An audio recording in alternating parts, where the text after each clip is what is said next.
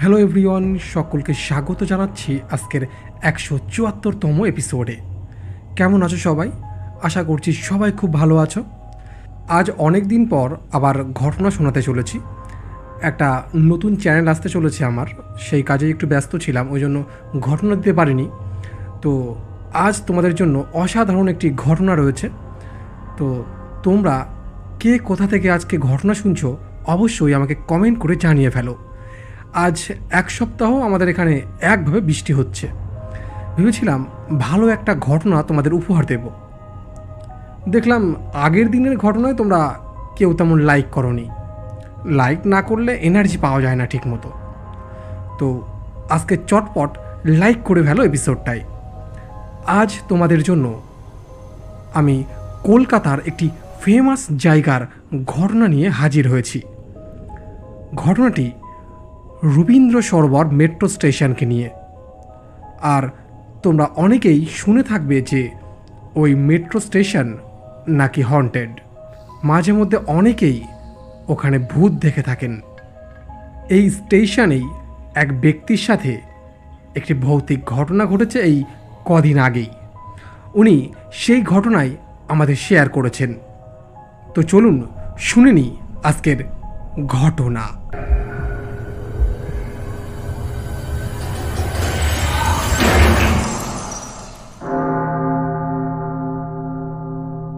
High Sudip, কেমন আছো? তুমি আমার থেকে বয়সে ছোট, তাই নাম ধরেই তোমায় সম্বোধন করলাম। আমি তোমার ঘটনা শুনি এই কয়েক মাস হচ্ছে। দেখি অনেকেই তোমায় ঘটনা শেয়ার করে, ভাবলাম আমিও তোমায় একটি ঘটনা শেয়ার করি। আজ থেকে 3 মাস আগে আমার সাথে একটি ঘটনা ঘটেছিল।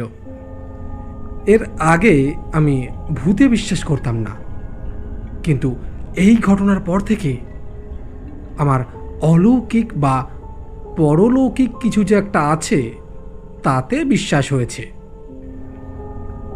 শ্রোতাদের বোঝানোর সুবিধায় ঘটনাটি প্রথম থেকেই বলি। আমি কলকাতায় একটি কোম্পানিতে চাকরি করি। আমার বাড়ি কলকাতাতেই। পুরো ঠিকানা আমি গোপন রাখছি। রোজ আমার রবীন্দ্র সরোবর মেট্রো স্টেশন থেকেই মেট্রো ধরতে হতো, কখনো বিকালে আবার কখনো রাতে। তবে লাস্ট ট্রেনের মেট্রো কখনো ধরতে হয়নি। সোমবার থেকে শনিবার কখনো সন্ধ্যা 7:30 অথবা রাত 8:30টার মেট্রো ধরে বাড়ি ফিরতাম। আমাদের অফিসিয়াল টাইম কিন্তু 10টা থেকে 5টা, কিন্তু অফিসের বস রোজই 2 ঘন্টা বেশি খাটিয়ে নিতেন। মেট্রো স্টেশন থেকে অফিস অটোতে আরও 30 মিনিট লাগে। এক মঙ্গলবার দিন অফিসে আসার সময় আমার স্ত্রীর সাথে একটি ঝামেলা হয়। আমার অভাবের সংসার, 15,000 টাকা মাইনে, সংসার চালানো বড় দায়। আমার স্ত্রী আমাকে একটা জিনিস আনতে বলায় আমার মাথা চট করে গরম হয়ে যায় এবং ঝামেলা শুরু হয়ে যায়। ঝামেলা করে সকালে না খেয়ে এবং টিফিন না নিয়েই অফিসে চলে আসি। সকাল থেকে মুড অফ রয়েছে, চুপচাপ কাজ করে চলেছি। লাঞ্চ টাইম হওয়ার পর বাইরে থেকে খেয়ে আসি এবং এসে আবারও কাজ শুরু করি। 5টার পর আমি স্যারকে কাজ জমা দিয়ে এসে বসে আছি। 1 ঘন্টা পর স্যার ডেকে পাঠালেন এবং আমি কেবিনে যেতেই আমাকে যা তা করে উনি বললেন, এমনকি আমাকে কাজ ছেড়ে চলে যেতে বললেন। এটা নতুন ব্যাপার নয়, কাজে ভুল হলে স্যার সবাইকেই এমন কথা শোনান। আমি মাথা নিচু করে কিছুক্ষণ দাঁড়িয়ে রইলাম। স্যার বললেন, এই কাজটা করে তবেই যাবেন বাড়িতে, না হলে আপনার ছুটি হবে না। যতই সময় লাগুক কাজটা আজ শেষ করেই বাড়ি যাবেন। কাজ শেষ করতে করতে বেজে গেল রাত 8টারও বেশি। অফিসে কেউ নেই, আমি একা বসে কাজ করছি। অফিসের বস তার কেবিনে বসে আছেন। আমার স্ত্রী ওই কাজের মুহূর্তেই আমাকে ফোন করেন এবং আমার আবারও রাগ হয়ে যায় এবং ফোনটাই আমি আছাড় মেরে ভেঙে ফেলি। ভাঙার পর রিয়েলাইজ করি যে একটা ক্ষতি করে ফেলেছি। যাই হোক, বসকে কাজটা জমা দিলাম এবং রাত 8:40 অফিস থেকে বের হলাম। অটোতে করে সোজা মেট্রো স্টেশনে যাই, রবীন্দ্র সরোবর মেট্রো স্টেশনে। তখন মোটামুটি ভিড় ছিল জায়গাটা। আমি চুপচাপ একটা জায়গায় বসে আছি একা একা। পরপর 3টে মেট্রো ছেড়ে দিয়েছি। মাথার মধ্যে উল্টো পাল্টা জিনিস চলছে। অফিসের বসের উপর রাগ হচ্ছে এবং নিজের স্ত্রীর উপরও ভীষণ রাগ হচ্ছে। আর সত্যি বলতে এই কুকুরের ন্যায় জীবনটা আর ভালো লাগছিল না। 2 ঘন্টা ঠায় বসে আছি। তারপর মাথা একটু ঠান্ডা হলো। স্টেশনের ঘড়িতে দেখলাম 10:15 বাজে। ভাবলাম এবার বাড়ি যেতে হবে। উঠে দাঁড়াতেই আমার পেছন দিক দিয়ে একটা কণ্ঠস্বর শুনতে পেলাম। কেউ একজন বললেন, কি মশাই, চললেন নাকি? আমি চমকে উঠেছি। আমি খেয়ালই করিনি যে লোকটি এত সময় আমার পিছনে দাঁড়িয়েছিলেন। নাকি হট করে লোকটি উদয় হলেন। লোকটি ধীরে ধীরে আমার পাশে এলেন এবং বললেন, কি করবেন বাড়ি গিয়ে? সেই তো বউয়ের সাথে ঝামেলা করবেন। আমি অবাক হয়ে গেলাম। লোকটি কি করে জানলো আমার স্ত্রীর সাথে আমার ঝামেলা হয়েছে?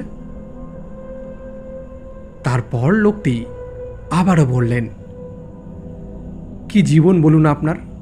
বাড়িতে বউ টিকতে দেয় না আর অফিসে বস টিকতে দেয় না। আমি কোনো কথা না বলে তার মুখের দিকে তাকিয়ে রইলাম। উনি বললেন, আরে মশাই বসুন, দুটো কথা বলি, ট্রেন আসার এখনো দেরি আছে। আমি আবারও বেঞ্চে বসলাম। উনি ওনার মুখটা আমার কানের কাছে নিয়ে এসে বললেন, পুরো স্টেশন চত্বর তখন পুরো ফাঁকা। মুখটা কানের কাছে এনে উনি বললেন, আপনি ভাবছেন আমি এসব কিভাবে জানলাম? আরে মশাই, আমারও তো সেই একই সমস্যা। আমি তার সমস্ত কথা শুনে চলেছি, কিন্তু কোনো উত্তর দিচ্ছি না নাকি উত্তর দিতে পারছি না, কে জানে। মন্ত্রমুগ্ধের মতো তার কথা শুনে চলেছি। তারপর সে আবারও বলল, এসব থেকে মাত্র 2 মিনিটে আপনাকে শান্তি দিতে পারি। আমি দেব আপনাকে সেই পথ। দেখুন আমি কত শান্তিতে আছি। সত্যি বলতে তখন আমি যেন আর নিজের মধ্যে নেই। হাত পা কিচ্ছু নড়াতে পারছি না। সব কিছু শুনতে পারছি, বুঝতে পারছি। আমার দেরি হয়ে যাচ্ছে, বাড়ি যেতে হবে, তাও আমার খেয়াল আছে, কিন্তু ওই বেঞ্চ থেকে আমি আর উঠতে পারছি না। তারপর লোকটি উঠে দাঁড়ালো এবং বলল, শুনুন, এখনই 10:25 মেট্রো আসবে। আমি যা করব আপনিও তাই করবেন, ঠিক আছে? আমি কোনো উত্তর করলাম না। উনি বললেন, চলুন, প্ল্যাটফর্মের শেষের দিকটায় চলুন। তার পেছনে হাঁটতে লাগলাম। লোকটা আমাকে সেখানে নিয়ে গেল ঠিক যেখান দিয়ে ট্রেনটা প্ল্যাটফর্মে এন্টার করবে। আমি মন্ত্রমুগ্ধের মতো ওখানে গিয়ে দাঁড়িয়ে পড়লাম। মেট্রো ঢুকছে, আমি দেখতে পারছি। লোকটি বলল, আমরা দুজন এখন মেট্রোর সামনে ঝাঁপ দেব, তারপর চির শান্তি, কোনো আর ঝামেলা নেই। এবং একটা অদ্ভুত হাসি দিলেন আমার দিকে তাকিয়ে। আমি হ্যাঁ না কোনো জবাব দেওয়ার অবস্থায় নেই। আমি মরতে চাইছি না, কিন্তু আমি যেন তার হাতের পুতুল হয়ে গেছি। মৃত্যু আজ অবধারিত। মেট্রো আসতেই ঝাঁপ দিল লোকটি এবং আমিও সাথে ঝাঁপ দিলাম, কিন্তু একটি বাধা পেয়ে পিছন দিকে ছিটকে পড়লাম। চোখের সামনে লোকটি কালো ধোয়া হয়ে মেট্রো লাইনের মধ্যেই অদৃশ্য হয়ে গেলেন। তারপর আমি হয়তো অজ্ঞান হয়ে গেছিলাম। চোখ খুলে দেখি সবাই হইচই করছে, চোখে মুখে জল দিচ্ছে আমার, এবং সামনে 3 জন পুলিশ দাঁড়িয়ে। একটি লোক বলে উঠলেন, মশাই, আপনাদের মরার জায়গা পান না? এই মেট্রো স্টেশনেই মরতে হবে? আপনার চোখ মুখ দেখে আমি বুঝেছি আপনি মরার জন্যই এখানে এসেছেন, ওই জন্যই আপনার পেছন পেছন এখানে এসেছিলাম। আমি বললাম, শুনুন, আমার কথাটা একবার শুনুন, আমি মরার জন্য যাইনি। আমি ওদের সব কিছু বললাম। ওনারা সব শুনলেন, কিন্তু কোনো প্রতিক্রিয়া করলেন না। জানি না তারা আমার কথা বিশ্বাস করেছে কি না।